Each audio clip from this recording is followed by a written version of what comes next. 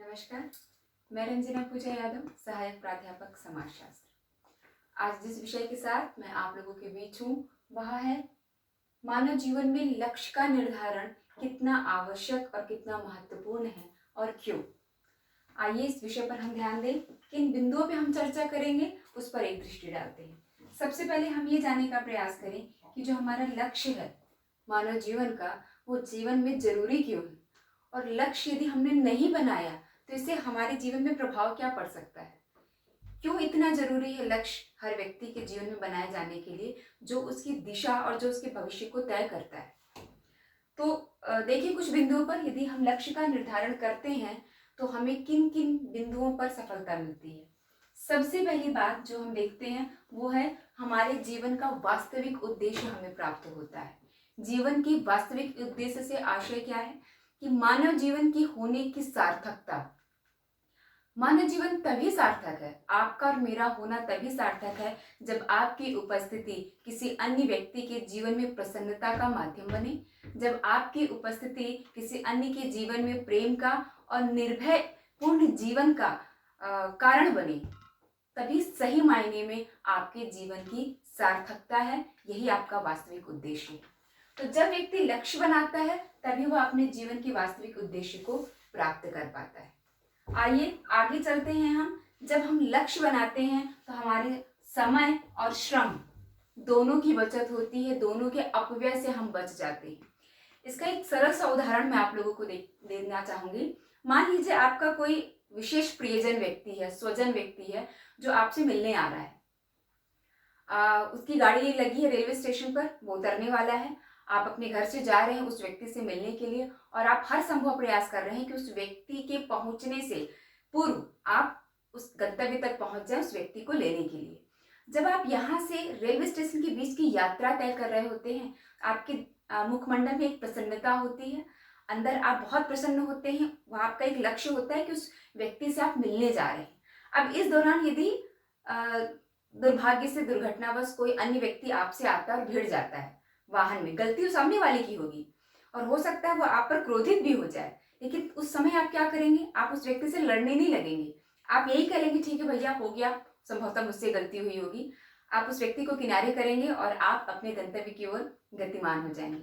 ऐसी परिस्थिति में आपका समय बचा और आपका श्रम भी बचा। आपको एक और अच्छा उदाहरण दूं। मेरे विचार से हम हनुमान जी से बहुत भली भांति प्रकार से परिचित हैं। हनुमान जी का सबसे बड़ा लक्ष्य क्या था? माता सीता की खोज करना। उनको यह ज्ञात था कि मेरा लक्ष्य है माता सीता की खोज करना। और उनके मार्ग में जब सुरसा नाम की राक्षसी आई और उसने यह प्रस्ताव रखा कि तुम मुझसे मेरे साथ युद्ध करो, यदि युद्ध में विजयी होते हो तो मैं तुम्हारा मार्ग छोड़ दूंगी। तो हनुमान जी ने वहां उस सुरसा नाम की राक्षसी से युद्ध करने में ना तो अपना श्रम अपव्यय किया और ना ही अपनी ऊर्जा समाप्त की। वो जानते थे कि मेरा लक्ष्य तो माता सीता के पास शीघ्र अतिशीघ्र पहुंचना है। उन्होंने क्या किया?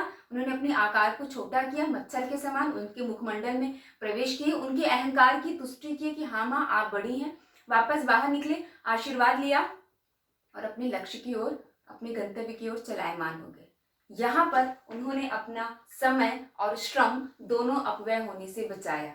अर्थात यदि आपके जीवन में एक लक्ष्य होगा तो आपके जीवन में आने वाले बहुत सारे अराजक तत्व जो आपको नकारात्मकता की ओर ले जाने का प्रयास करेंगे, जो ये चाहेंगे कि उनकी दुनिया में आप प्रवेश कर जाएं, आप किसी भी तरीके से उनसे युद्ध करने लगे, आप भिड़ जाएं उनसे और अपना समय श्रम दोनों समाप्त कर लें।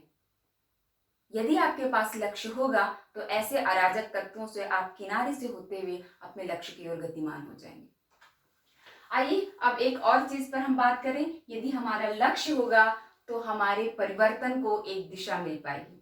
अब परिवर्तन आप चाहें या ना चाहें, आपकी इच्छा हो या ना हो, हर क्षण हर श्वास के साथ आपके भीतर और बाहर परिवर्तन हो रहा है। परिवर्तन एकमात्र ऐसा शाश्वत सत्य है जिसे ना तो आप रोक सकते हैं ना मैं रोक सकती हूँ। हम एक कार्य अवश्य कर सकते हैं कि हम इस परिवर्तन की दिशा तय कर सकते हैं, और यह दिशा तभी तय हो सकती है जब हमारे पास लक्ष्य होगा। और आप जानिए, दिशा केवल दो ही प्रकार की हो सकती है। या तो परिवर्तन सकारात्मक होगा या परिवर्तन नकारात्मक होगा। अब यदि सकारात्मक परिवर्तन आपके जीवन में हुआ तो आपके जीवन में प्रेम, सफलता, शांति, समृद्धि आएगी। लेकिन यदि नकारात्मकता की ओर आपने परिवर्तन लाया अपने जीवन में तो वहां हिंसा, ईर्ष्या, द्वेष, कलह, असफलता, अविश्वास, संशय, अपराध, इन सब का आपके जीवन में प्रवेश होगा। और यदि जीवन में दिशा नहीं है तो हमारी स्थिति बिल्कुल वैसी होगी जैसे आपको एक फरारी कार मिल जाए लेकिन उसमें स्टीयरिंग ना हो। तो आप कल्पना कर सकते हैं कि आपकी यात्रा कैसी सुखद होगी।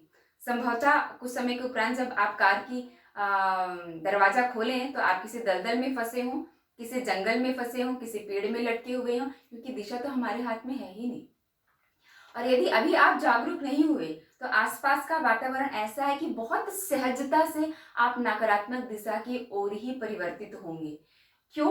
क्योंकि आज आप अपने आसपास में देखिए, घर पहुंच सेवा है नकारात्मकता को परोसने की। हर एक व्यक्ति हर चीज से शिकायत करता है। किसी को सरकार से शिकायत है, किसी को समाज से शिकायत है, किसी को समाज के किसी वर्ग से शिकायत है, किसी को शैक्षणिक प्रणाली से शिकायत है।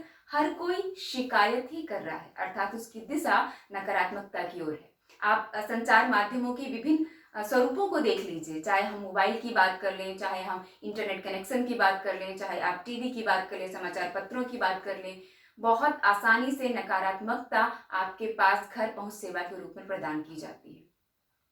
वो छोड़िए, आप समाजीकरण देख लीजिए। आज इतनी आसानी से दोषपूर्ण समाजीकरण होता है। हमारी समाजीकरण करने वाली जो संस्थाएं हैं, हमारा परिवार, हमारी मित्र मंडली, हमारा पड़ोस, हमारी विभिन्न शैक्षणिक संस्थाएं, राजनीतिक संस्थाएं, बहुत सारी संस्थाएं, वह अब क्या करने का काम कर रही हैं? दोषपूर्ण समाजीकरण। दोषपूर्ण समाजीकरण से आशय जहां मुझे समाज स्वीकृत मूल्य मापदंड ना सिखाए जाए, जहां मेरे विवेक में यह वृद्धि ना की जाए कि क्या सही है क्या गलत है, मैं इसका निर्णय कर सकूं, उसको हम कहते हैं दोषपूर्ण समाजीकरण।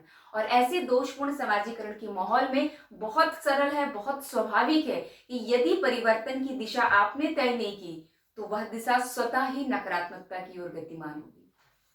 अब आप जरा सोचिए, एक छोटा सा प्रयोग करके हम देखें कि सकारात्मकता को मैं यह समझूं कि वह एक मनुष्य के स्वरूप हम देखते हैं। यदि सकारात्मक है तो वह देवता है, यदि नकारात्मक व्यक्ति है मतलब कि वह दानव है। अब हम ये विचार करके देखें कि आपने दिन भर में जो भी विचार किया, जो भी कार्य किया, चाहे मन से, चाहे वचनों के माध्यम से, चाहे अपने कर्मों के माध्यम से, उन कार्यों के माध्यम से आप कौन सी ऊर्जा उत्पन्न कर रहे हैं। आप यदि सकारात्मक ऊर्जा उत्पन्न कर रहे हैं तो आप समझिए एक निवाला आपने देवता को खिलाया, और यदि आपने नकारात्मक ऊर्जा उत्पन्न की तो आप समझिए कि आपने एक निवाला दानवों को खिलाया। अब आप 24 घंटे में अभ्यास करके देखिएगा कि कितना समय आप दानवों को भोजन करा रहे होते हैं और कितनी बार आप देवता को भोजन करा रहे होते हैं। यदि आप ईमानदारी से देखें तो मेरे विचार से हम हर क्षण अधिकतम समय इन दानवों को बलशाली और बलिष्ठ कर रहे होते हैं, इनकी देखभाल कर रहे होते हैं और इनको खिला खिला के हम पुष्ट कर रहे होते हैं, और इधर हमारा देवता धीरे धीरे कुपोषित होने लगता है। जब जीवन में एक ऐसा क्षण आता है जब हमें कोई महत्वपूर्ण निर्णय लेने होते हैं, जब इन दोनों के बीच में अंतर्द्वंद की स्थिति से हम गुजर रहे होते हैं, तो ऐसी परिस्थिति में जिसको हमने देखभाल ज्यादा की है, जिसको ज्यादा सक्षम बनाया है, जिसको हमने बलिष्ठ बना दिया, स्वाभाविक है वही विजयी होगा और हमारा निर्णय फिर इस नकारात्मकता से प्रभावित होकर कार्य होता है हमारा। और यही वजह है कि धीरे धीरे धीरे नकारात्मकता हमारे जीवन में बढ़ने लगती है। आप स्वयं सोचिए, यदि मैंने दानव को अपना मित्र बनाया है तो जो मेरा घनिष्ठ मित्र होगा, आप किसी के घनिष्ठ मित्र हैं तो आप उसको वही देंगे जो आपके पास है। मैंने इसे यदि अपना घनिष्ठ मित्र बनाया है तो इसके पास जो है वही तो वह मेरे जीवन में देगा। इसके पास क्या है? इसके पास हिंसा है, क्रोध है, असफलता है, संशय है, भय है।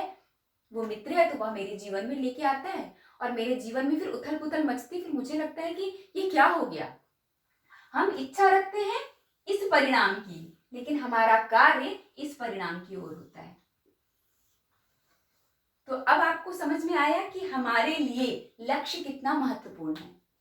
यदि मुझे अपने जीवन में यह परिणाम चाहिए तो मुझे सकारात्मकता की ओर अग्रसर होगा, और इस सकारात्मकता की ओर अग्रसर होने के लिए मुझे अपने जीवन में जो परिवर्तन है उसकी दिशा तय करनी पड़ेगी। और मेरी यह दिशा तभी तय हो पाएगी जब मैंने अपने जीवन में किन्हीं लक्ष्यों का निर्धारण किया हो। अर्थात लक्ष्य हमारे लिए कितना महत्वपूर्ण है ये आप ज्यादा अच्छे से समझ सकते हैं।